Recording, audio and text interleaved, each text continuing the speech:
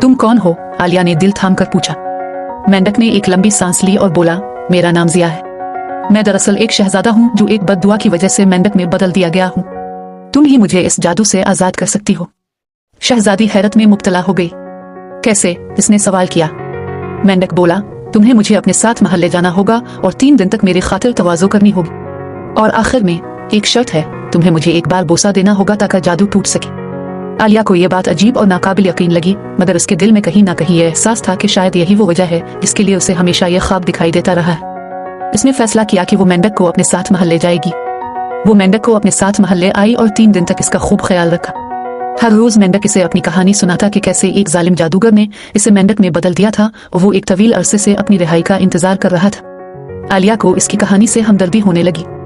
तीसरे दिन के इख्तिताम पर आलिया ने खुद को तैयार किया कि वो आखिरी शर्त पूरी करे। इसके दिल में खौफ और बेयकीनी थी, मगर उसने हिम्मत